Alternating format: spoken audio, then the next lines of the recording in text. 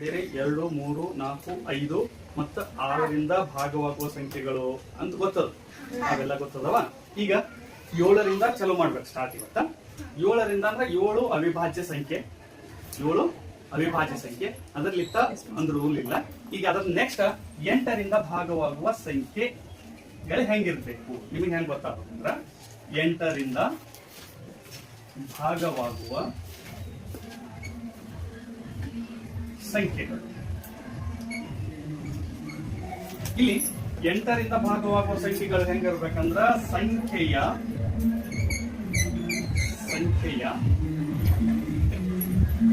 ಕೊನೆಯ ಅಂಕಿಗಳು 8ರಿಂದ ಭಾಗವಾಗಬೇಕು. 8ರಿಂದ ಭಾಗವಾಗಬೇಕು ಅಥವಾ ಕೊನೆಯಲ್ಲಿ 3 ಸೊನ್ನೆಗಳಿರ್ಬೇಕು.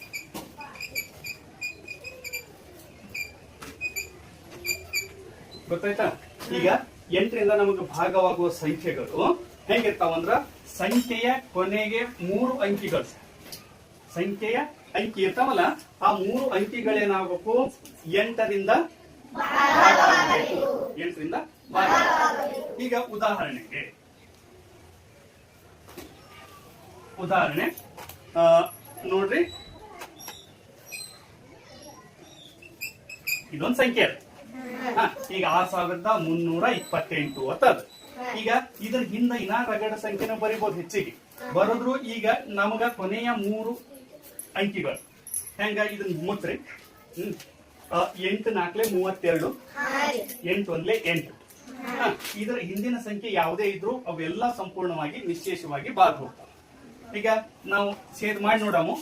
8 8 1 8 ಎಷ್ಟೇ ಇದು 8 7 56. ಹೌದಾ? ಎಷ್ಟು ಉಳಿತು? 7 ಉಳಿತು. 72 ಆಯ್ತು. 8 9 72. 8 ತಗೊಂಡ್ರೆ 8 1 8. ಹೌದಾ? ಇಲ್ಲಂದ್ರ ಇನ್ನೊಂದು ನಾವ್ ಏನ್ ಮಾಡ್ತೀವಿ, 3 1 ಹಂಗೆ ಇರ್ಲಿ, ಕೊನೆಗೆ ಏನ್ ಮಾಡ್ಬೇಕು 3 ಸೊನ್ನೆ ಇರ್ಬೇಕು. 3 ಇರ್ತಿಲ್ಲ, 3 ಅಂಕಿಗಳು 8ರಿಂದ ಭಾಗ ಆಗ್ಬೇಕು.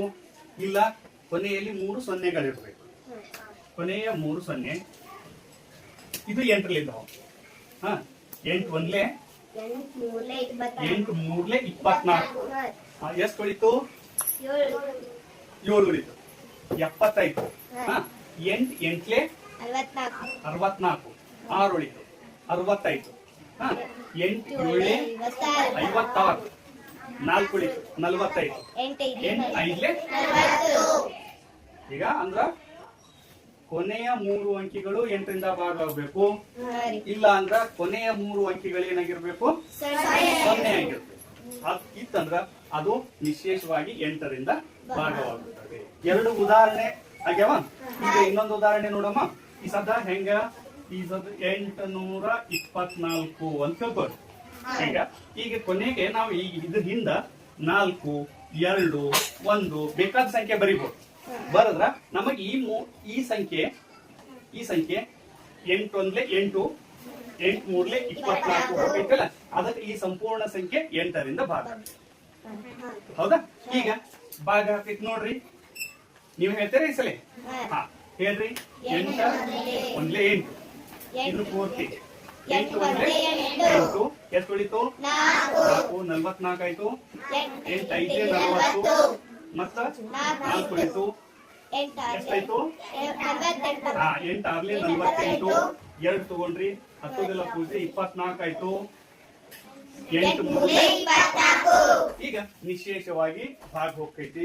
ಅದಕ್ಕಾಗಿ ಏನ್ ಗೊತ್ತಿರ್ಬೇಕು, ಸಂಖ್ಯೆಯ ಕೊನೆಯ 3 ಅಂಕಿಗಳು 8ರಿಂದ ಭಾಗ ಆಗಬೇಕು. ಇಲ್ಲ ಅಂದ್ರ ಕೊನೆಗೆ 3 ಸೊನ್ನೆಗಳಿರ್ಬೇಕು. ಇದು 8